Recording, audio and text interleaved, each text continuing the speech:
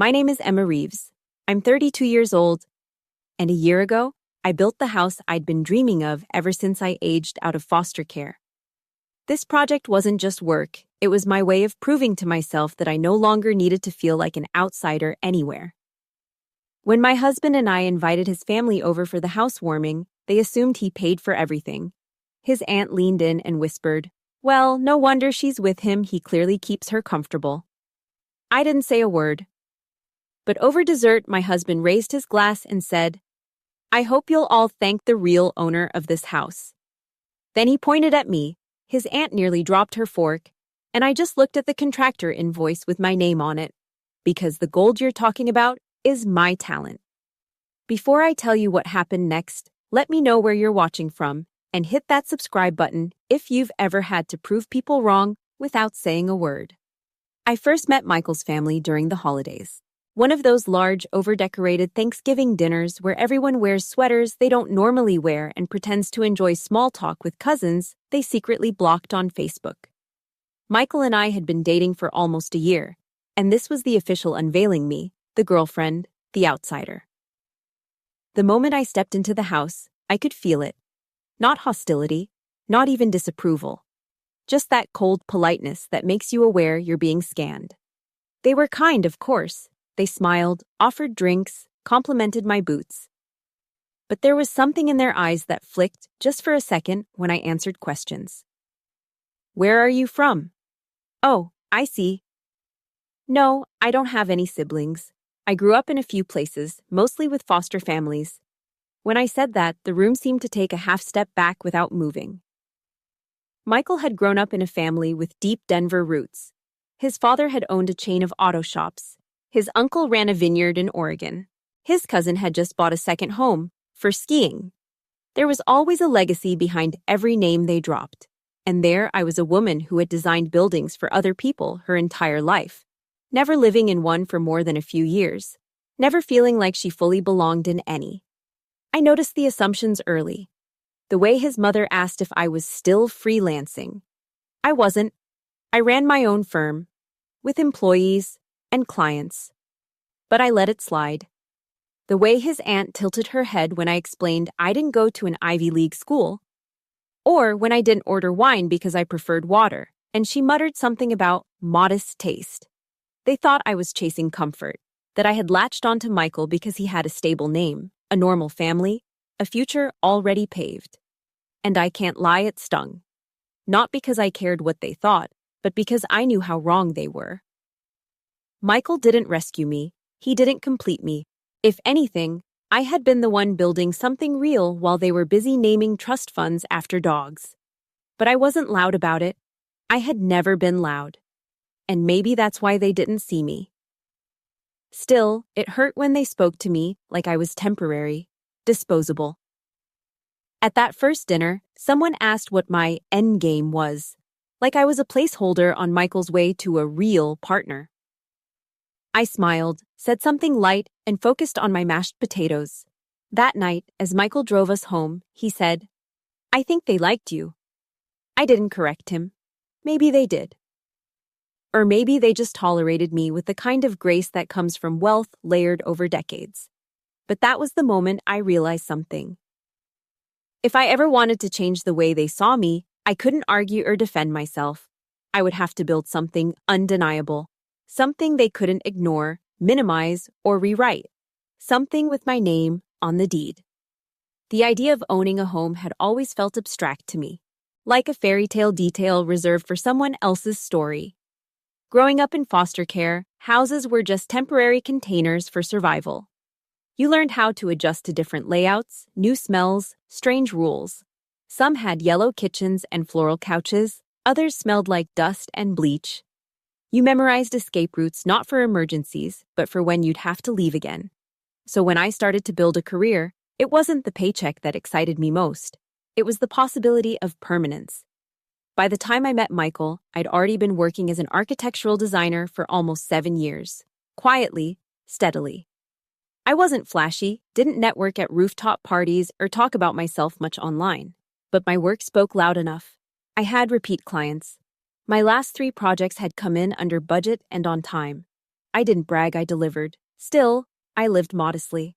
I rented a small apartment in the city, worked from a converted dining nook, and drove a hatchback with a cracked phone mount.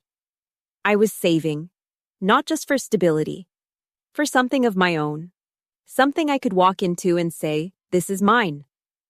Not because someone gave it to me, but because I chose every inch. So when Michael and I got serious and started talking about the future, the idea of moving into his condo came up. It was practical, spacious, already furnished, but it made my chest tighten. I didn't want to step into someone else's life. I wanted to create something new. When I said that out loud, Michael nodded. Then let's build something together, he said. It was sweet. But even then, I knew I didn't want to build it together.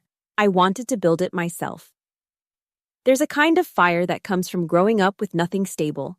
People think it makes you weak or needy, but really it sharpens your instincts. You learn how to hold your breath when a room changes, how to predict disappointment before it arrives, and how to trust your own hands more than anyone else's promises.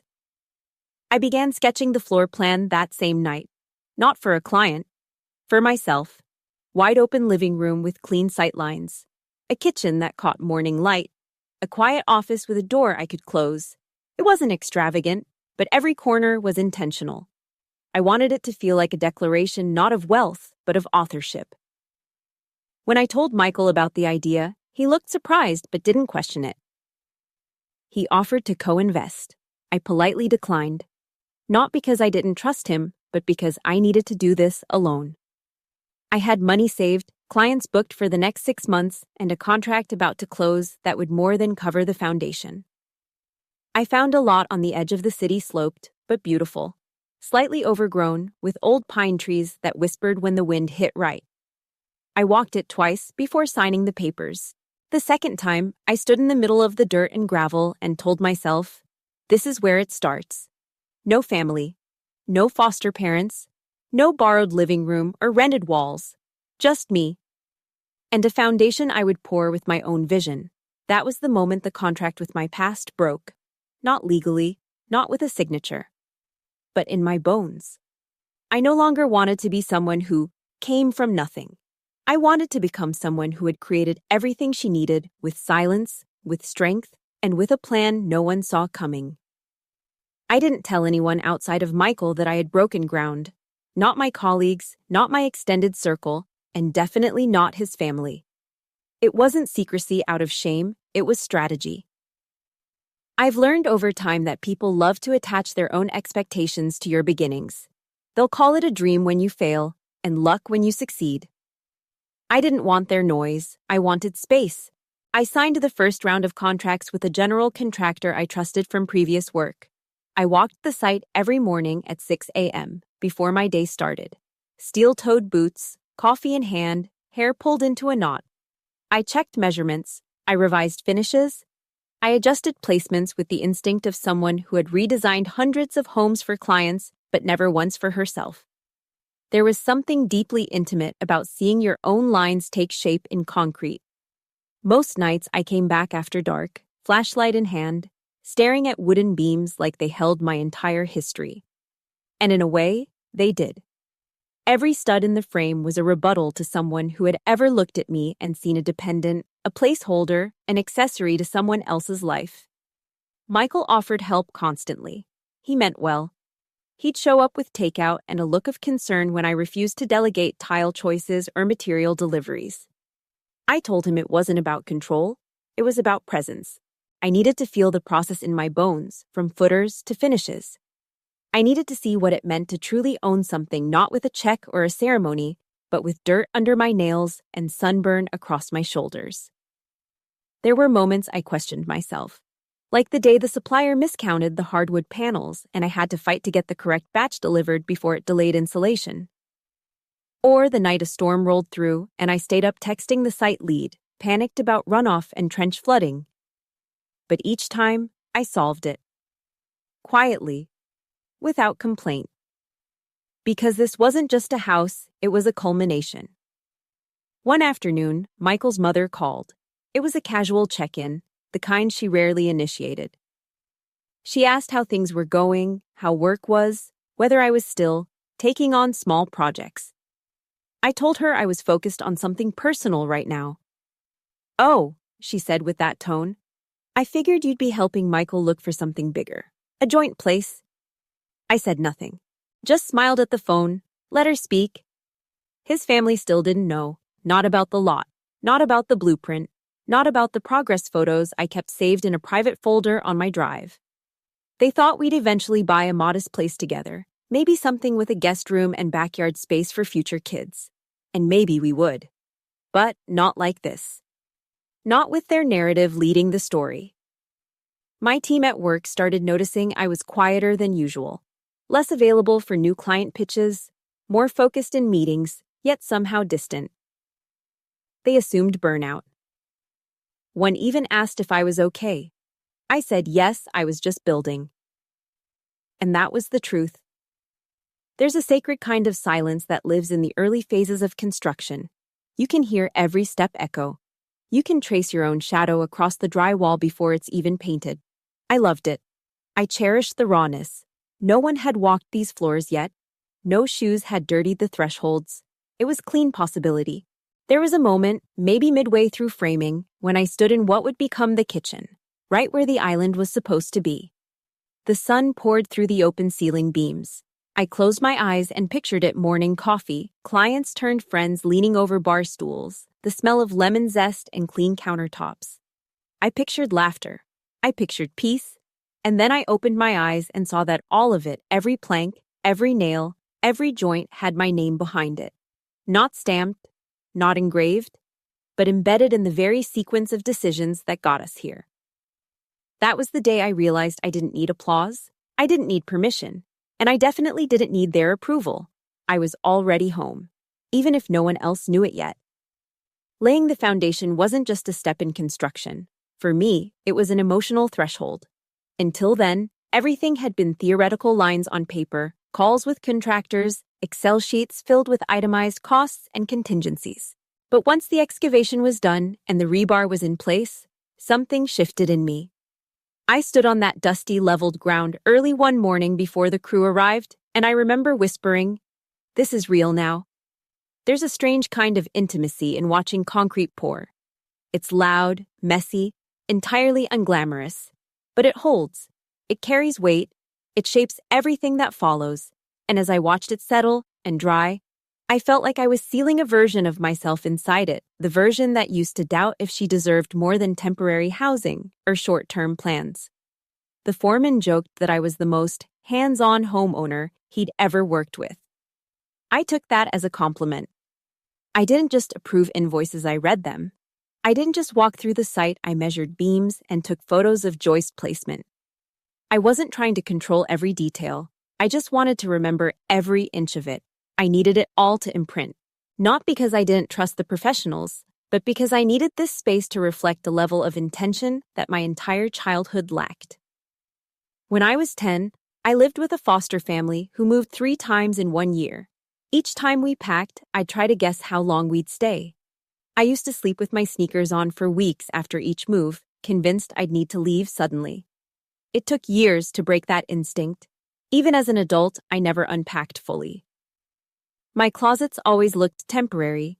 My kitchen drawers were organized like someone was coming to take them back. So when I watched the concrete dry beneath the structure that would hold my bedroom, I let myself imagine permanence. I let myself believe this space would never be taken from me. Michael visited the site more often now, sometimes with coffee, sometimes just with a look of pride. He'd say things like, "You're really doing it," or "This is going to be beautiful." And I'd smile, grateful he understood the importance, even if he didn't fully feel it the way I did. One afternoon, he asked if I wanted to put our initials in the wet concrete like people do in movies. I shook my head. "It's not for decoration," I said. "It's a foundation."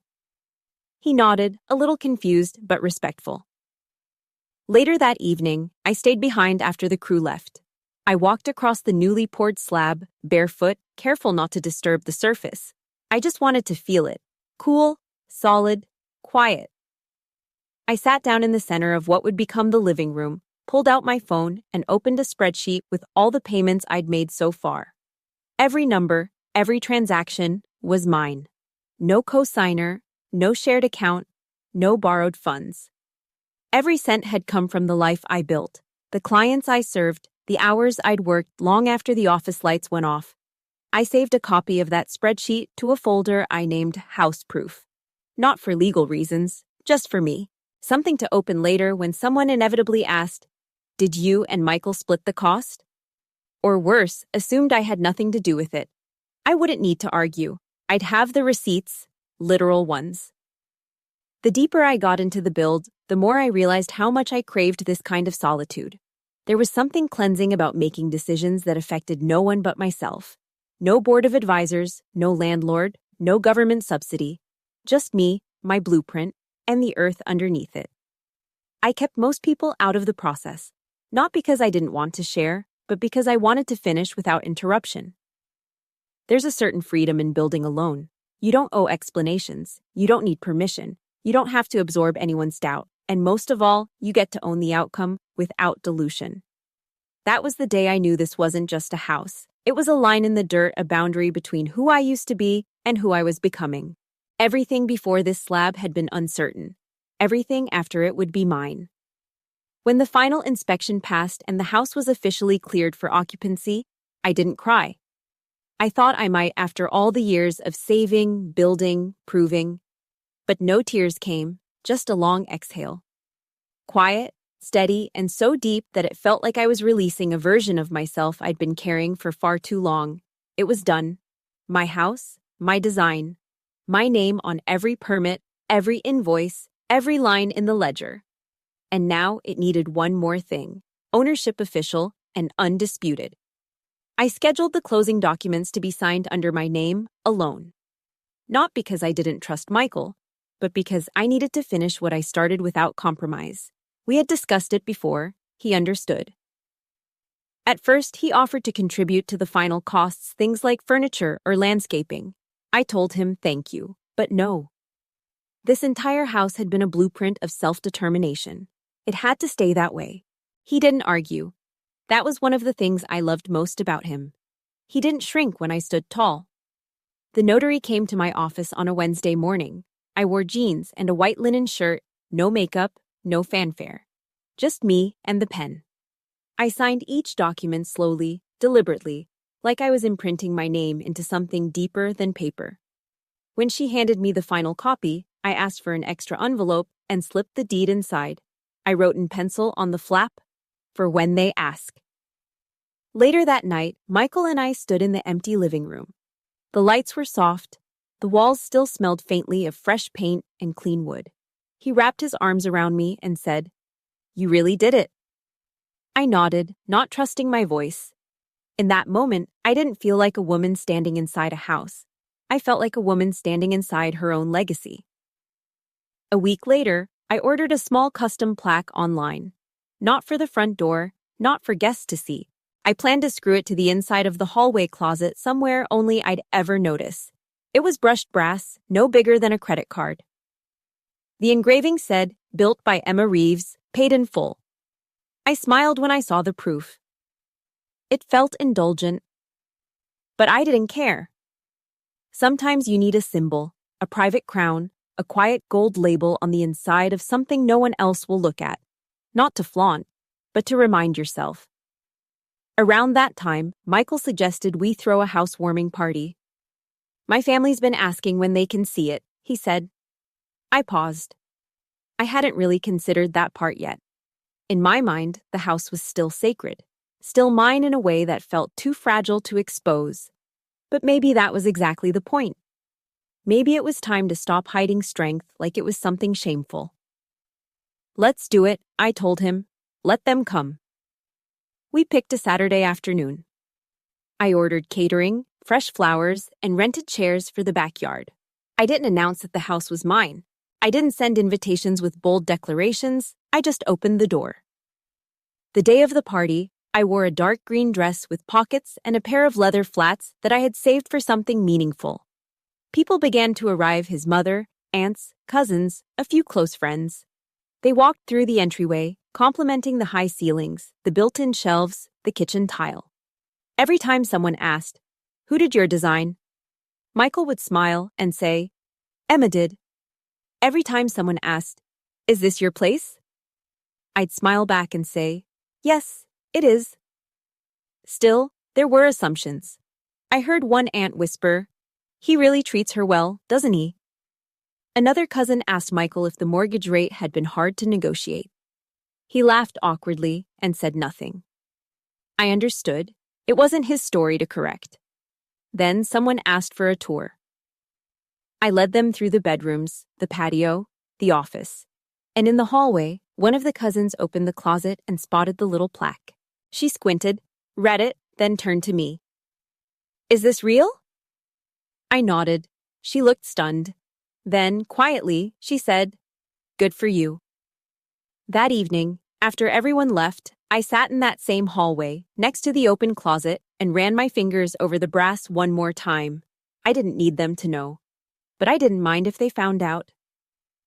There was no anger in me anymore, no bitterness, just the satisfaction of a label no one else could peel off. Because this wasn't Michael's house, it wasn't our house, it was mine. Built with my hands, paid with my name, and marked with the kind of gold that doesn't glitter, but holds. The morning of the housewarming, I woke up before the sun. Not out of nerves, at least. Not the kind that come from performance, but out of habit. I'd always risen early during construction, and today felt like another critical milestone. Just with cleaner clothes and catered food instead of concrete and permits. I walked through every room before anyone arrived. The hardwood floors were warm under my bare feet, and the light filtering in through the east-facing windows had that soft golden tint that makes everything look like memory. I stopped at each window, each corner, and touched the walls, not to check for flaws, but to remind myself that all of this, every inch, was real. The house was silent, peaceful. It felt like standing inside a deep breath. By noon, the quiet was gone. The first guests arrived in waves: Michael's parents, his cousins, two of his aunts, and then others I recognized only faintly from blurry family group chats or quick hellos at past holidays. They came in with carefully wrapped gifts, bottles of wine, trays of homemade desserts, and expressions that straddled politeness and curiosity. They were pleasant, they always were. But their eyes scanned everything like they were appraising it, as though the layout said more than I ever could. They commented on the finishes: the tile, the crown molding, the light fixtures. One aunt ran her hand across the quartz countertops and said, "This is very refined." I wouldn't have expected this kind of taste from a first-time buyer. I smiled and offered her more lemonade. His mother complimented the kitchen island and said something about how lucky I was to have a partner who believed in big gestures. I nodded, not correcting her. It was easier that way. They weren't trying to be cruel, just consistent. They saw me how they always had. A polite, simple girl who had landed something beyond her station. At one point, Michael disappeared to take a call. I was left alone with three of his relatives near the patio. One of them whispered loud enough to hear that I had a good eye for aesthetics, which, she clarified, was probably why Michael let me pick the finishes. I smiled again. A trained reflex, just enough to stay gracious. There was a moment when I looked around the living room and realized something strange. Everyone was comfortable. Everyone was loud, laughing, pouring wine, rearranging the pillows to sit more comfortably. They inhabited the space like it belonged to them, like they had a right to it. That warmth, that familiarity, it was the kind they gave each other without effort. But not to me. I was still the guest in their minds. The girl Michael brought home, the one they were warming up to over time. No matter how kind their words, they had placed me on the perimeter of their family circle and left me there. That day, even in the house I built, I felt it again. That old gnawing sensation of being surrounded by warmth that never quite reached your skin. Still, I watched them, observed how they moved through the space I'd imagined first on graph paper, then in my head for months, and finally poured into reality with my own hands. They complimented everything. They made toasts. One even said, "You must feel so proud of what you two accomplished." I did, but not in the way they assumed. The pride I felt wasn't about approval. It wasn't about applause or even acknowledgement. It came from watching them exist comfortably in a space I created without knowing they owed every detail of their comfort to me. And I let them. Not out of humility, but because that was part of the design too. A house that didn't demand gratitude, just presence, just proof.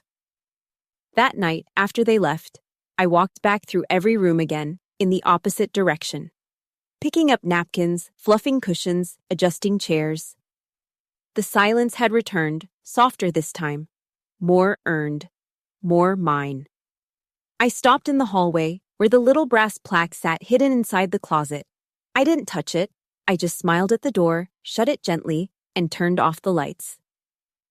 The warmth they carried in, the assumptions they left behind, all faded like echoes through clean air. And I, finally, didn't need to be seen. Because I had built something they could never unsee, even if they didn't know it yet. The kitchen was buzzing. Laughter carried from the patio. The smell of grilled shrimp and buttered rolls filled the air, and every surface had a glass or plate resting on it. It was the kind of energy people call lively, festive. But underneath the noise, I started to notice the pauses. They came in between the compliments. "She did such a lovely job with the layout," someone would say.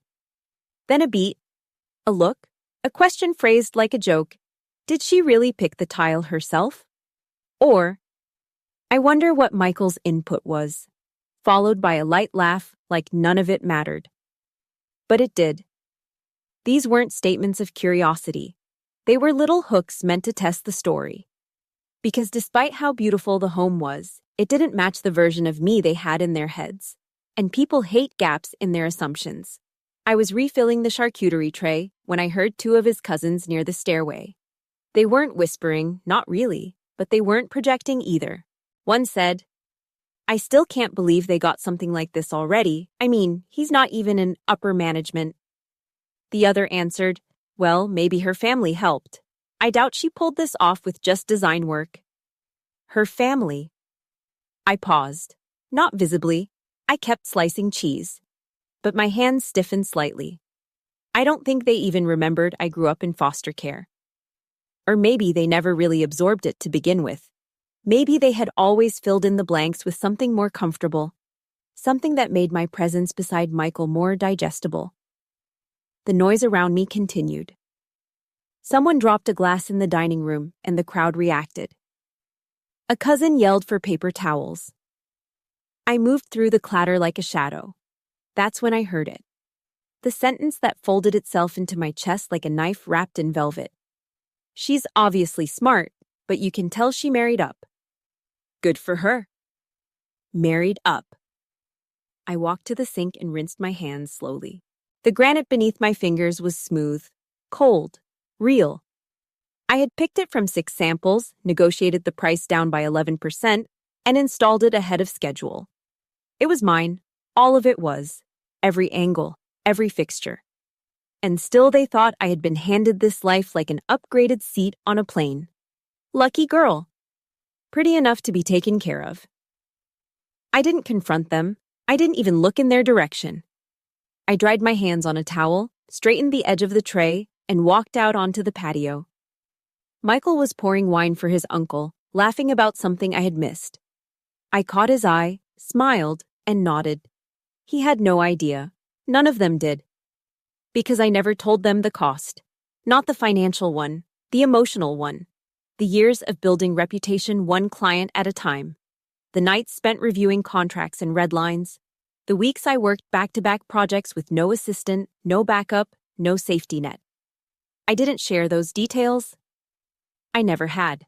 Because I didn't need their sympathy. I needed my structure to stand, and it did. Later, as people gathered around the cake, Michael's aunt leaned in to me and said, "You must be so grateful he saw something in you." Her tone was warm, almost maternal, the way you'd speak to a student who just landed a first job. I looked at her, really looked, and smiled. I think we both saw something in each other. She blinked, unsure how to respond, then nodded. Of course. But I could see it in her face. She still didn't get it. And that was okay. Because they were measuring me by proximity, by presence, by how well I played the part of grateful partner, charming hostess, lucky girl. But I was none of those things. I was the architect. And their whispers, soft, doubt-laced, familiar, only echoed against the walls I'd poured myself into. Walls that didn't care who believed what. Walls that stood, quiet, certain, and unmoved. The sun had begun to dip, casting long golden shadows across the patio. The noise from earlier had softened into a comfortable hum. Wine glasses clinked, someone turned on light jazz in the background, and guests now lingered in small clusters, speaking in quieter tones, their earlier curiosity dulled by full plates and Chardonnay. I stood at the edge of the sliding door, half inside the kitchen, half outside with the others, holding a glass of sparkling water. I hadn't planned to speak. I never did. I had been content to let the house do the talking, its lines, its choices, its warmth. But then Michael cleared his throat and stepped forward. He looked at me with that knowing, mischievous smile, the one that said he was about to do something, and I would just have to trust him. He raised his glass and tapped it lightly with the edge of a spoon. Conversations died down. All eyes turned to him. I just wanted to take a moment, he began, to say thank you to everyone who came today. It means a lot to us to have you here, to see this house full of voices of people who've watched us grow, separately and together. He paused, glanced at me. But more than anything, I want to raise a glass to someone who built this, quite literally, from the ground up. There was a brief laugh in the crowd, some polite, some uncertain. This home, he continued, wasn't something we bought off a listing. It wasn't inherited, it wasn't gifted, it was imagined, designed, funded, and brought to life by one person. And that person is Emma. My heart thudded in my chest, not from embarrassment, but from something deeper. Exposure, maybe. I wasn't used to being put at the center. I preferred the edges, the control they offered. But here I was, suddenly lit by every glance in the room. Michael lifted his glass higher. To the real builder in this family. May we all be lucky enough to live in the walls she raises. For a split second, the silence was total. Then came the clinking. A chorus of glass on glass echoing through the room like a soft exhale. I nodded, smiled, thanked him quietly. But my eyes scanned the faces around me. His mother, who looked stunned, blinking rapidly. His aunt, still holding her wine mid-air, as if caught between approval and confusion. One cousin actually mouthed the word, "Wait, what?" It was subtle, but palpable. The reconstruction had begun. Not of the house that was finished, but of the story, of who I was and what I meant in this narrative they had built around Michael and his so-called generosity.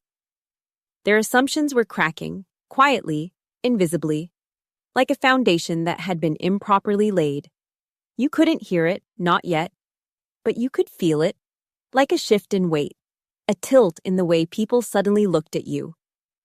After the toast, people came up one by one, complimenting me, asking questions they hadn't cared to before.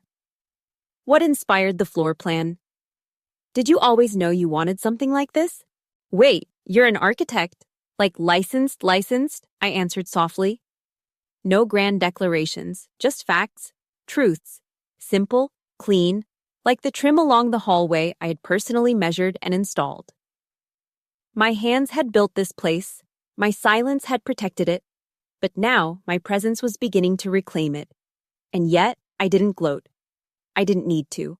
I watched them as they moved through the house again this time, more carefully, more slowly, noticing things, respecting things. The hallway gallery I'd curated from my travels, the recessed lighting that warmed the living space without glare, the hand-picked olive tree in the foyer reaching gently toward the skylight. They saw me now. Or at least, they were trying to.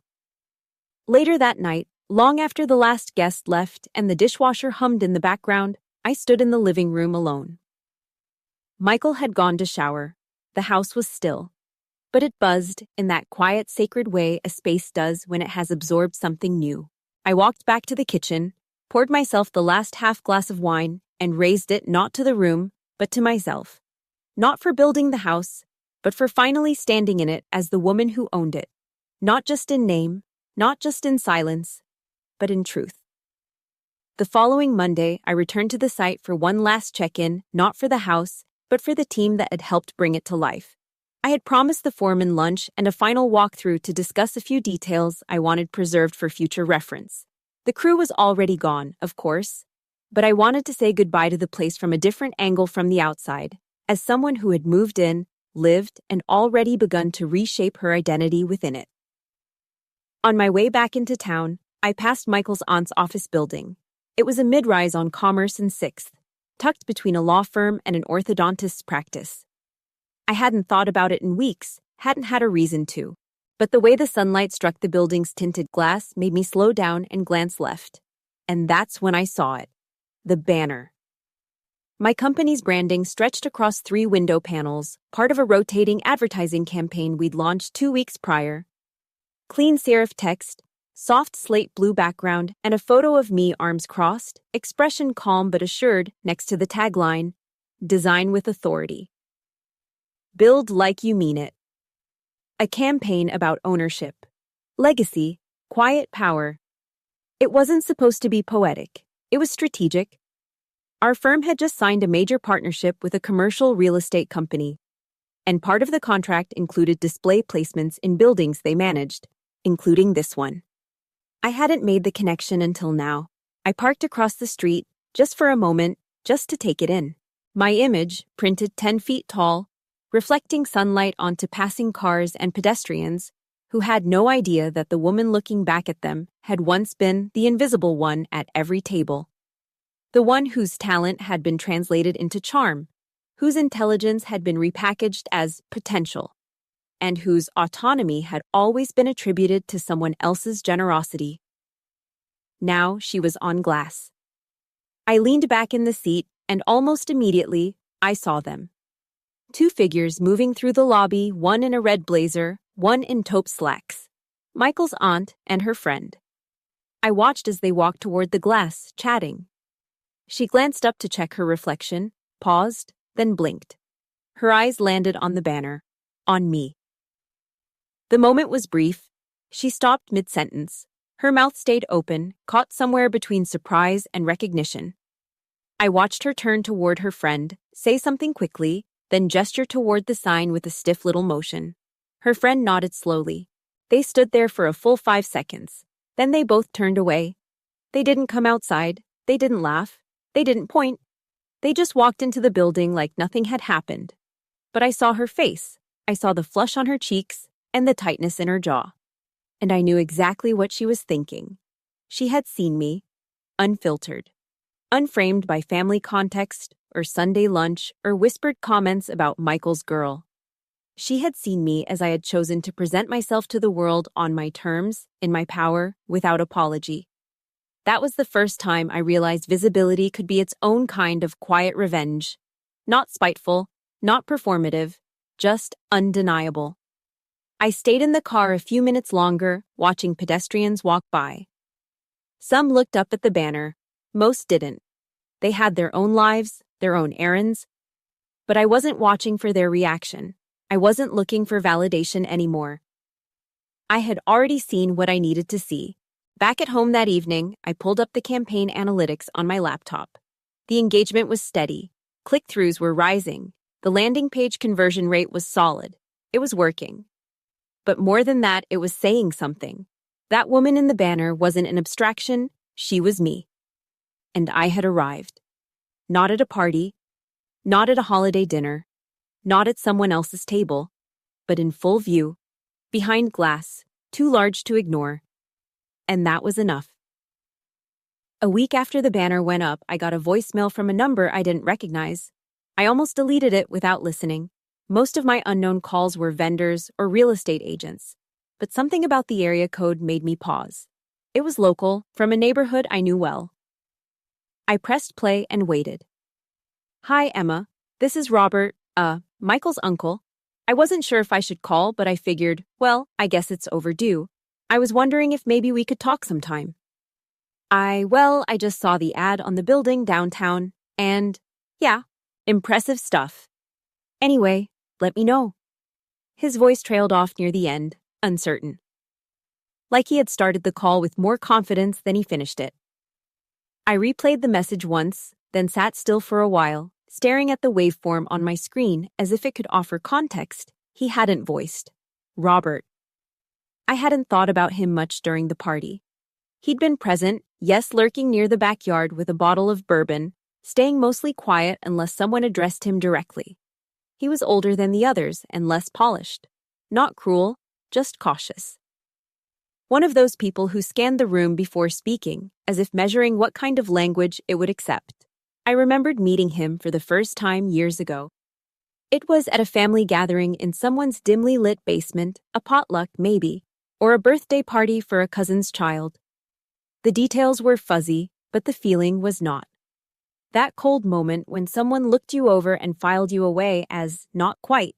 That night, he had asked what I did for a living, and when I said interior architecture, he raised an eyebrow and said, "Oh, so, you do pillows and curtains and stuff?" I had smiled and said, "Sure, and floor plans and load-bearing structures." He had chuckled like I'd made a joke, then wandered off toward the beer cooler. I never corrected him again, so to hear from him now, after all this time, felt surreal. Like a voice echoing up from a memory I'd buried in concrete. And still, it lingered. I didn't respond right away. I didn't need to. That version of me, the one who might have scrambled to prove something, to be liked, to be welcomed, she was gone. Or at least, no longer the one making the calls. Instead, I waited 3 days. Then I called back. He answered quickly, as if he'd been watching the phone for it. "Emma," he said, and then went quiet. "Hi, Robert, you called?" "Yeah," he said. "I hope it's okay. Well, I saw the campaign, the sign, downtown. That was you." "It was." "It's good," he said. "It's real good." "Thank you." Another pause. I let it stretch, just enough. "I think I owe you an apology," he said eventually. "Maybe not for something I said directly, but for a lot of things I didn't say, things I didn't see." I didn't reply right away. I wanted to hear what shape his silence would take. "I think we all got too used to thinking you were just tagging along, you know? Sweet girl, helped Michael out, did her little design thing on the side. I didn't know you ran your own firm." "I do." "And that house," he said. "That wasn't his, was it?" "No," I said. "It was mine." "From blueprint to build?" He made a soft sound somewhere between a chuckle and a sigh. Damn. There was no anger in me, listening to him. No urge to gloat. Just a clean kind of release, like something inside was exhaling after years of holding tension across the shoulders. "I don't need an apology," I said finally. "I just need it not to happen again. To someone else." He didn't answer at first. Then, with more gravity in his voice than I expected, he said, "Fair." The call ended soon after, but it stayed with me longer than I admitted. Not because I needed Robert's validation, but because it confirmed what I already knew. People see only what they're trained to look for. And sometimes it takes a reflection 10 feet tall, printed across downtown glass, to retrain them. But sometimes all it takes is a whisper from the basement of their own misjudgment. A quiet voice, a new story, and the courage to let it echo.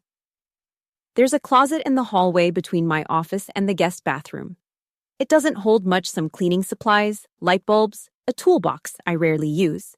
But on the inside of its door, hidden from anyone casually walking by, there's a small brass plate. It's not fancy. 4 screws hold it in place, and the edges have already begun to dull. The engraving is simple. Built by Emma Reeves, paid in full. I didn't show it to anyone during the housewarming. I didn't mention it when Michael's mother complimented the floor plan or when his cousins asked what company we hired to manage the build. It wasn't for them. It wasn't for decoration. It was for me. For the girl who used to sleep with her shoes on just in case the foster family changed their mind overnight. For the teenager who once got kicked out of a rental for painting the walls without asking. For the woman who once applied for 6 business loans and was told 5 times. It's a bit ambitious for someone on your own. That plate is the only piece of the house that no one else will ever ask about. And that's exactly how I want it. Some nights, when the house is quiet and Michael is already asleep, I walk the hallway barefoot and pause at that closet. I'll open it for no reason, just to glance at the plate. Not to admire it, just to remember. Because success isn't loud. It doesn't always need to announce itself with spotlights or applause. Sometimes it's silent. Earned. Tucked behind a door next to Windex and a mop. It's funny, really, how something so small can hold so much. I didn't think it would matter this much when I ordered it. I thought maybe I was being dramatic, sentimental. But every time I see it, something steadies in me. Like an anchor, or maybe a compass. A reminder that I am not temporary. That this life wasn't handed to me. It was built slowly, deliberately, and in defiance of every voice that said I should be grateful just to be invited into someone else's. When Michael first saw the plate, he didn't ask what it meant. He just touched it lightly with his fingertips and nodded. "You should frame it," he said. I told him it didn't need a frame. It was already a frame. Of course, no one else knows it's there. His family still talks about the house in vague terms, like it materialized out of good fortune. They've stopped asking how we afforded it. I think the sign downtown unsettled them. Made them realize there was a version of the story they hadn't been told. Maybe they don't want the full picture. Maybe they're not ready to admit how many pieces they missed. But that's fine. I'm not in the business of correcting other people's narratives anymore.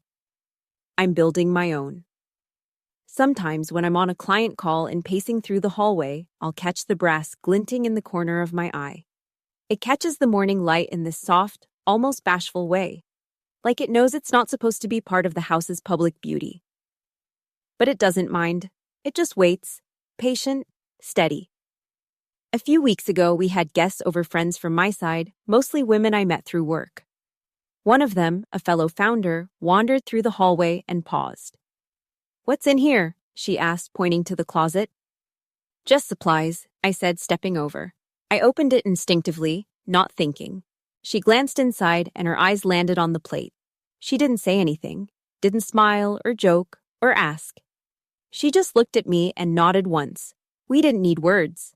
Some things don't require explanation. Later that night, I found myself replaying that moment. Her quiet recognition. The shared understanding between two women who had written their names into spaces where they weren't expected to belong. That's what the plaque is for. Not for credit, not for memory, but for recognition. Even if it only happens once, in a hallway, between two women who understand what it means to carve out a place in the world and say, without apology, "This is mine." And mean it. The invitations for our 1-year house anniversary were simple, white cardstock. No gold trim, no embossed names. Just a date, a time, and the words, "Join us for lunch." I didn't want grandeur. I didn't want speeches or curated photos on walls. I wanted something honest, something quiet, a gathering of people who had been part of the journey without ever questioning whether I belonged. The irony wasn't lost on me. A year earlier, I had opened these doors to a group of people who thought I had stumbled into fortune, who looked at me like a nice accessory to a man they respected. And now I was inviting a different kind of guest list. Founders, partners, artists, builders. Women who had bought their way into rooms no one had saved a seat for. Men who knew how to listen more than they talked. And a few neighbors who had helped me carry tile samples or offered to watch the delivery crews when I had meetings. No one asked who paid for the house this time. The yard was filled with folding chairs and mismatched linens. Michael grilled steaks and handed out lemonade. I walked barefoot through the grass, a linen dress brushing my knees, and for the first time in a long time, I felt something that wasn't pride or resistance or relief. It was stillness. It didn't come from proving anything. It didn't come from being right or being seen. It came from knowing, deeply and without needing reassurance, that I had done it. Not perfectly, not easily, but honestly. Earlier that morning, I had pulled out the building binder, the thick leather-bound one with every permit, every material invoice, every handwritten note from the process. I hadn't opened it in months, not because I had forgotten it existed, but because I no longer needed to touch proof. But on that day, I let my hands flip through the pages again. The section tabs were slightly worn, and the spine creaked in that familiar way of something well used but respected. At the very back was a photo I had tucked away. A picture taken on the first day the lot was cleared. It showed me in muddy jeans, a ponytail, and sunglasses too big for my face, standing next to a stake marked Lot 27. My arms were crossed. I wasn't smiling. And yet the girl in the photo looked unshakable. That girl had no blueprint yet. No funding, no allies, just a plan, a fire in her chest, and 1,000 reasons not to try. But she tried, and now I lived in the house she built. That afternoon, Michael's cousin dropped by unannounced. She had missed the original housewarming last year, and I hadn't seen her since. She brought a pie and a cautious expression. After an awkward hello, she asked if she could look around. I said yes. She walked slowly through the living room, touched the edge of the fireplace, ran her fingers along the counter in the kitchen. Then she stopped at the hallway and looked at me. "Is it true?" she asked. "You paid for all of this?" I didn't flinch. I didn't soften. "Yes," I said. "Every nail." She opened her mouth, closed it, then nodded. "I didn't know," she said. "I know." And that was it. Later, after the guests had left and the last glass was washed, I stepped into the backyard alone. The sun was low, casting long shadows across the fence line. I stood near the corner where the soil was slightly uneven, where the first cement had been poured. I remembered that day how I had paced back and forth, checking the line, adjusting the measurements, asking the crew to shift the form half an inch to the left. It had seemed obsessive at the time. But foundations are everything. People think glory lives in gold, in flash, in sparkle, in applause. But I had built something without any of that. No inheritance, no shortcuts, no praise until long after the dust had settled. Just structure. Just effort. Just a woman in boots, carrying vision and grit like tools on a belt. I ran my hand along the siding, warm, solid, still mine. And for the first time, I let myself say it out loud. I built this, not for them, not to prove anything, but to live inside something I could finally call enough. Because I am. And I always was.